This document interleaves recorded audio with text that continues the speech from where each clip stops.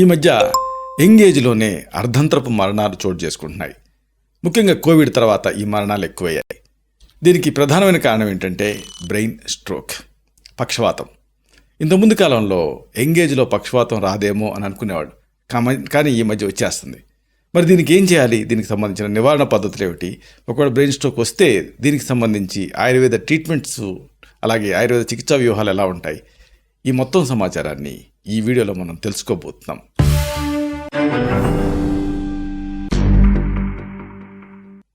మిత్రులారా, నమస్కారం. నేను మీ డాక్టర్ చిరుమామిళ్ళ మురళీ మనోహర్. ఈ వీడియోలో మనం తెలుసుకోబోతుంది చాలా ముఖ్యమైనది, బ్రెయిన్ స్ట్రోక్. ముఖ్యంగా కలవరపెడుతున్న ఈ బ్రెయిన్ స్ట్రోక్ సంబంధించిన పూర్తి అవగాహన అందరికీ ఉండాలి. అందుకే ఈ వీడియోలో దీనికి సంబంధించిన సమగ్ర సమాచారాన్ని మనం తెలుసుకోబోతున్నాం. మెయిన్గా దీనికి సంబంధించి ఆయుర్వేద చికిత్సల్ని, అలాగే మూలికా మర్మాలని, వీటిని కూడా తెలుసుకోబోతున్నాం. చూడండి, గుండెపోటు, బ్రెయిన్ స్ట్రోక్, ఇవి రెండు కూడా కొన్ని క్షణాల వ్యవధిలోనే జీవితాన్ని తలకిందులు చేసేస్తాయి. ఈ మధ్య కాలంలో చాలామంది ఇలాంటి ఈ బ్రెయిన్ స్ట్రోక్ కారణంగా చనిపోతున్నారు. ఇది చాలా ఆందోళన కలిగించే విషయం. ఇలాంటి వార్తలు మనం వింటూనే ఉన్నాం ఈ మధ్య కాలంలో. తాజాగా ఈ బ్రెయిన్ స్ట్రోక్ మరణాలకు సంబంధించి అనేక వైద్య సంస్థలు అనేక పరిశోధనలు చేశాయి. ముఖ్యంగా ల్యాన్సెట్ ఇచ్చిన నివేదిక ఇంకా కలవరపెడుతోంది. బ్రెయిన్ స్ట్రోక్ తోటి మరణించే వాళ్ళ సంఖ్య 2050కి, అంటే 2050 నాటికి 10 మిలియన్లకు చేరుతుందని ఆ పత్రిక అంచనా వేసింది. ఇది ఒక స్టాండర్డ్ మ్యాగజైన్, మెడికల్ మ్యాగజైన్. ఇది మెయిన్గా తక్కువ ఆదాయ వర్గాలు, అలాగే మధ్య ఆదాయ వర్గాలు, ఇలాంటి దేశాల్లోనే ఈ మరణాలు ఎక్కువగా ఉంటూ ఉన్నాయి. మన ఇండియా లాంటి ఈ దేశాలలో ఇలాంటి అర్ధంతపు మరణాలు ఎక్కువగా చోటు చేసుకుంటూ ఉన్నాయి. 2020 నాటికి 6.6 మిలియన్లుగా ఉన్న ఈ బ్రెయిన్ స్ట్రోక్ మరణాలు 2050 నాటికి 9.7 మిలియన్లకి చేరుకుంటుందని ఈ పత్రిక పేర్కొంది. ఇంతకుముందు, అంటే గత 30 ఏళ్లలో బ్రెయిన్ స్ట్రోక్ తోటి మరణించే, లేకపోతే బ్రెయిన్ స్ట్రోక్తో వైకల్యం పొందే వాళ్ళ సంఖ్య రెట్టింపైంది. ఇది ఆందోళన కలిగించేటువంటి విషయం కదా. 2020లో బ్రెయిన్ స్ట్రోక్ మరణాలు ఎక్కువగా ఆసియాలో 61% ఉన్నాయి. అదే 2050 నాటికి 69% పెరుగుతుందని అంచనా. ఈ నేపథ్యంలో అసలు ఈ బ్రెయిన్ స్ట్రోక్ అనేది ఎందుకు వస్తుంది? దీన్ని ముందే గుర్తించవచ్చా? ఎలాంటి జాగ్రత్తలు తీసుకోవాలి? అలాగే దీనికి సంబంధించిన ఆయుర్వేద చికిత్స ఎలా ఉంటుంది? ఈ మొత్తం విషయాల్ని మనం తెలుసుకుందాం. ఇక్కడ మెయిన్గా మనం తెలుసుకోవాల్సినటువంటి విషయం ఏంటంటే, ఈ బ్రెయిన్ స్ట్రోక్ అని అంటున్నాం కదా. ఏమిటి ఈ బ్రెయిన్ స్ట్రోక్ అంటే? ఇది మీరు తెలుసుకోవాలి. అంటే ఈ బ్రెయిన్ స్ట్రోక్ అనేది ఎగ్జాక్ట్గా దీన్ని ఎలా డిఫైన్ చేయొచ్చు, ఇది మనం తెలుసుకుందాం. చూడండి, మన మెదడుకి ఆక్సిజన్ అనేది అవసరం, ప్రాణవాయువు అవసరం. ఈ ఆక్సిజన్ రక్తం ద్వారా అందుతుంది. మెదడు కణాలకి రక్తం సరఫరా నిలిచిపోవటం వల్ల వచ్చే ప్రమాదమే ఈ బ్రెయిన్ స్ట్రోక్.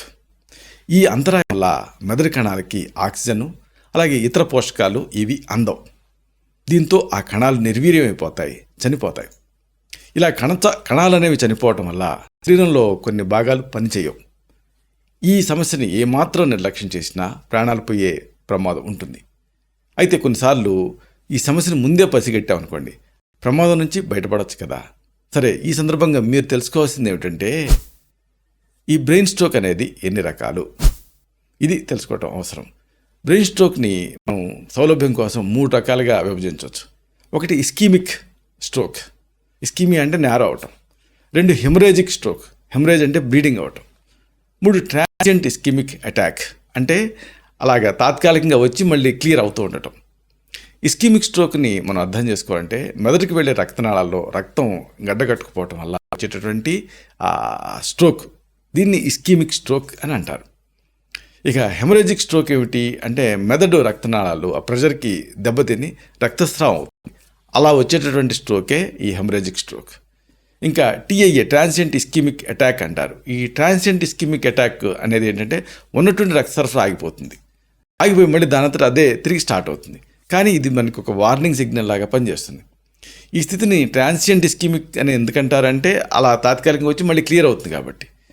దీన్ని ఆ బ్రెయిన్ స్ట్రోక్కి ఒక వార్నింగ్ సిగ్నల్ కింద మనం అనుకోవాలి. సరైన సమయంలో దీన్ని గుర్తించి ట్రీట్మెంట్ తీసుకుంటే బ్రెయిన్ స్ట్రోక్ని మనం నివారించుకోవచ్చు. సరే, అసలు ఈ బ్రెయిన్ స్ట్రోక్ అంటున్నాం కదా, ఎలా తెలుస్తుంది అంటే, ఈ బ్రెయిన్ స్ట్రోక్ లక్షణాలు ఎలా ఉంటాయి ఇది తెలుసుకోవాలి.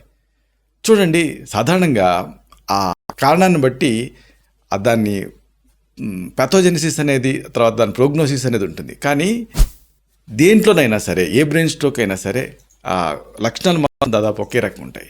ఒకటి ఏంటంటే తీవ్రమైనటువంటి తలనొప్పి వస్తుంది, ముఖం ఒక పక్కకి వంగిపోతుంది, లాగేస్తుంది.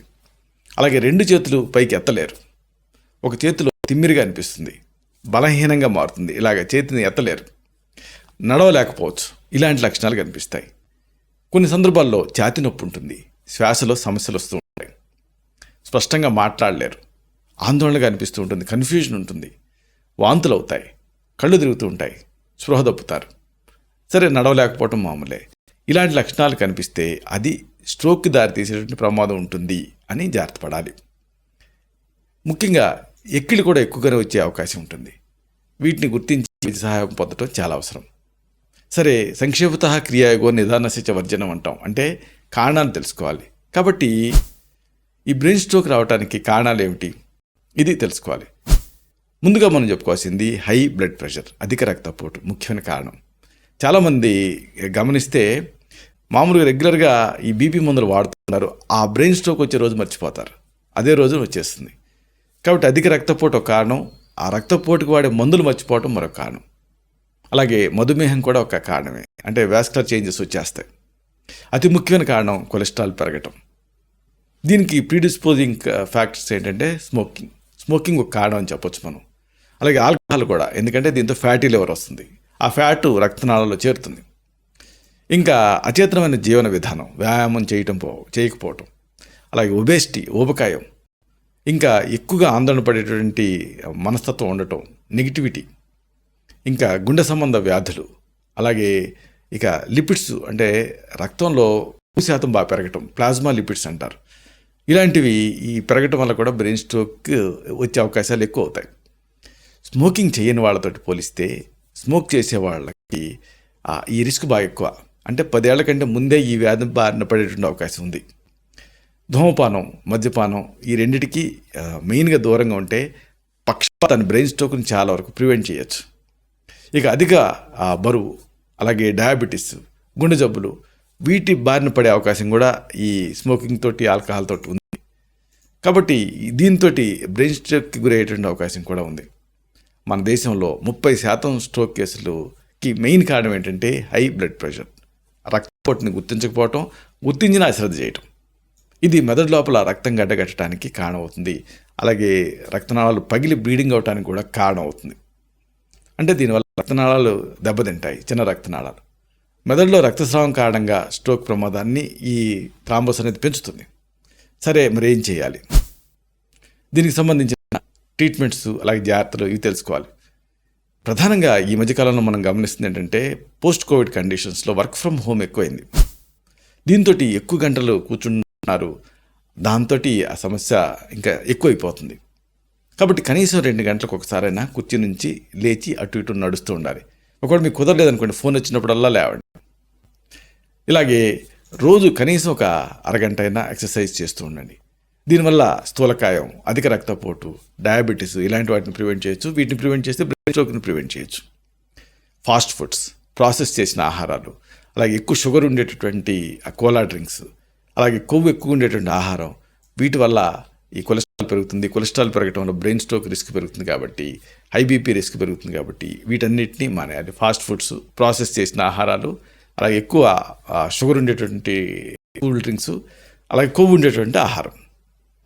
అలాగే ముఖ్యంగా చెప్పుకోవాల్సింది ఏంటంటే స్మోకింగ్, ఆల్కహాల్ అలవాటు ఉంటే మానేయండి, అలవాటు లేకపోతే అలవాటు కాకండి. ఇంకా మీరు చేసే ఉద్యోగం, మీరు చేసే పని, ఇలాంటి ప్రాంతాలలో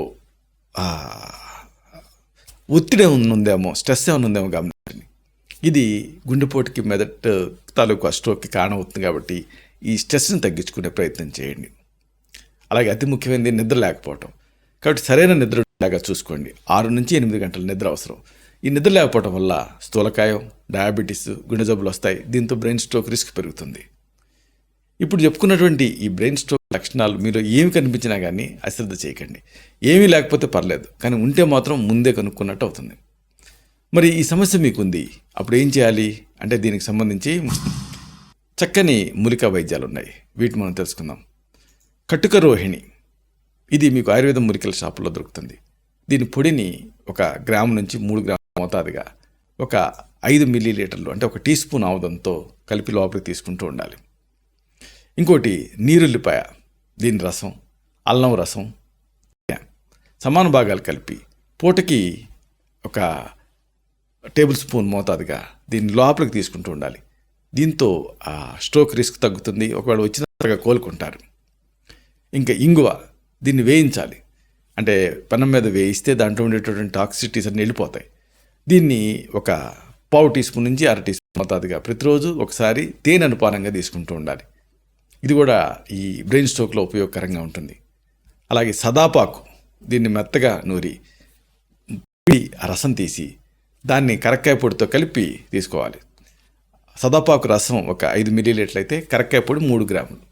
ఇలా కంబైన్ చేసి దీన్ని తీసుకుంటూ ఉంటే బ్రెయిన్ స్ట్రోక్లో యూస్ఫుల్గా ఉంటుంది. పక్షవాతం నుంచి రికవర్ అవుతారు ఫాస్ట్గా. ఇంకా ఇంగుని ఘృతభర్జితం అంటే నేతిలో వేయించి దీన్ని పావు టీ స్పూన్ నుంచి 1/2 టీ స్పూన్ తేనె అనుపానంగా రెగ్యులర్గా తీసుకుంటూ ఉంటే ప్రివెంటివ్గా పనిచేస్తుంది. అలాగే గోమూత్ర శిలాజిత్, ఇది తెల్లటి పొడి, దీన్ని మరువం ఆకు రసంతో అరగదీసి ముక్కులో 4 చుక్కల చొప్పున డ్రాప్స్ కింద వేసుకోవాలి. ఇదే రసాన్ని 12 మిల్లీలీటర్ చొప్పున లోపలికి తీసుకుంటూ ఉండాలి. దీంతో కూడా యూస్ఫుల్గా ఉంటుంది బ్రెయిన్ స్ట్రోక్లో. అలాగే ఇంకొక మంచి మెడిసిన్ నల్లజీడి గింజల లోపల పప్పు ఉంటుంది కదా, దీన్ని 3 గ్రాములు, అలాగే 6 గ్రాములు కలకండ పొడి అంటే మిశ్రి అంటే పటిక బెల్లం పొడి, ఈ రెండింటినీ కలిపి పూటకు 1 మోతాదుగా ప్రతిరోజు 2 పూట్ల 15 రోజులు తీసుకుంటే ఫాస్ట్గా రికవర్ అవుతారు బ్రెయిన్ స్ట్రోక్ నుంచి. ఇంకొక ఆసక్తికరమైన ట్రీట్మెంటు టేకు. ఈ టేకు చెట్టు తాలూకు కాయల్ని గంధం తీసి గొర్రె నీళ్ళతోటి లోపలికి తీసుకుంటూ ఉంటే 3 గ్రాముల మోతాదుగా ఫాస్ట్గా ఈ బ్రెయిన్ స్ట్రోక్ సమస్య నుంచి, పక్షవాతం నుంచి బయటపడతారు. ఎక్స్టర్నల్గా వాడగలిగినటువంటి మర్దనా ట్రీట్మెంట్స్ కూడా ఉన్నాయి. ఉదాహరణకు దుష్టపాకు, ఉత్తరేణి, అలాగే కుప్పెంట, వీటిని సమభాగాలుగా నూరి గానుగ నూనెలో మరిగించి అంటే నువ్వుల నూనెలో తైలాన్ని పైకి మర్దనా చేసుకుంటూ పక్షవాతంలో యూస్ఫుల్గా ఉంటుంది. ఇలాంటిది మరొక ఎక్స్టర్నల్ ట్రీట్మెంట్. చిత్రమూలం, దీన్ని సమూలంగా తెచ్చి దంచి దాన్ని నువ్వుల నూనెకి వేసి మరిగించి తైలం వస్తుంది. దీన్ని రాసుకొని మర్దనా చేసుకుంటుంటే బ్లడ్ సర్క్యులేషన్ ఇంప్రూవ్ అయ్యి పక్షవాతం నుంచి ఫాస్ట్గా రికవర్ అవుతారు. అలాగే ఏదైనా ఒక స్పిరిట్ తోటి అంటే ఆల్కహాలు ఇలాంటి దాంతో శొంఠిని అరగదీసి తీసి దాన్ని పూసుకుంటే కూడా బ్లడ్ సర్క్యులేషన్ పెరిగి ఆ చైతన్యం వస్తుంది ఆ చొచ్చుబడినటువంటి చేతులలో. ఇలాగా ఈ ట్రీట్మెంట్స్ మీకు ఫస్ట్ ఎయిడ్ ట్రీట్మెంట్స్ లాగా ఉపయోగపడతాయి. ఏదేమైనా ఈ బ్రెయిన్ స్ట్రోక్ అనేది కొంచెం ఆందోళన కలిగించేటువంటి విషయం కాబట్టి దీన్ని అశ్రద్ధ చేయకూడదు. దీన్ని వెంటనే అటెండ్ అవ్వడం అనేది చాలా అవసరం. ఇలాంటి మరిన్ని ఇన్ఫర్మేటివ్ వీడియోస్ కోసం ఈ ఛానల్ని సబ్స్క్రైబ్ చేసుకోండి. అలాగే ఈ వీడియోలు అప్లోడ్ అవడంతో ఆ విషయం మీకు తెలియటం కోసం బెల్ బటన్ని క్లిక్ చేయండి.